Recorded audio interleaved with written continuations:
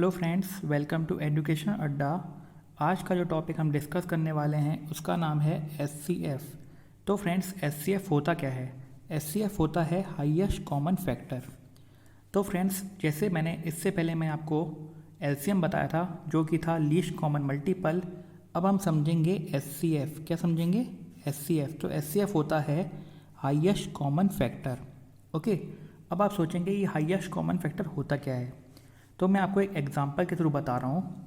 जैसे यहाँ पे 3 नंबर लिखे हैं। ओके, 3 नंबर कौन कौन से लिखे हैं? 70, 75 और 90।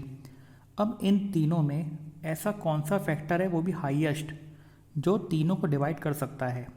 जैसे अगर हम फैक्टर्स को लेके चलें तो फैक्टर्स क्या होते हैं? जैसे मान लो 20 मैंने नंबर लिया, तो 20 के कौन से फैक्टर्स हो सकते हैं? मतलब 20 किस किस के टेबल में आ सकता है?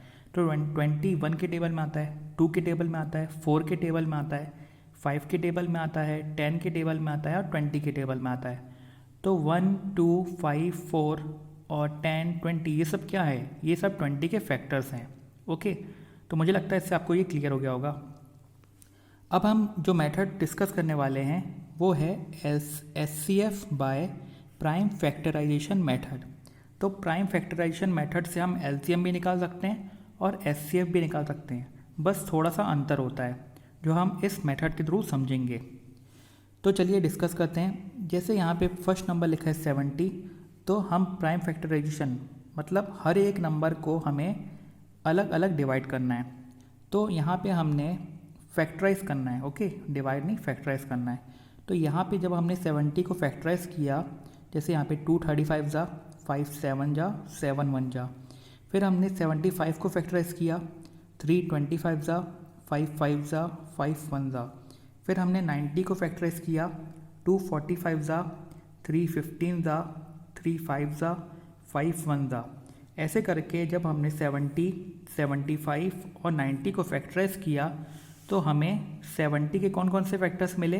2 5 7। 75 के फैक्टराइज किया तो हमें क्या मिला? 3 5 5।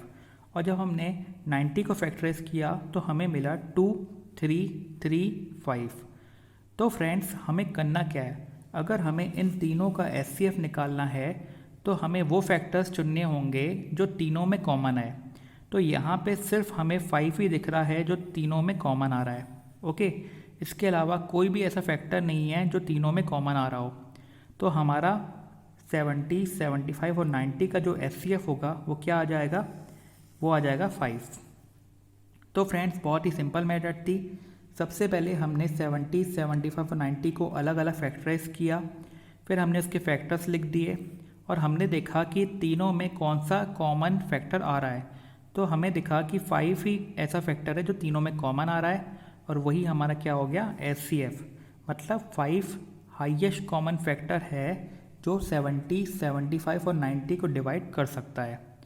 तो फ्रेंड्स, ये बहुत ही सिंपल मेथड थी एचसीएफ की। किससे? Prime factorization method. ओके, मुझे लगता है ये आपको समझ में आ गई होगी। अगर आपको इसमें कोई डाउट हो तो प्लीज़ मुझे कमेंट के थ्रू पूछिए।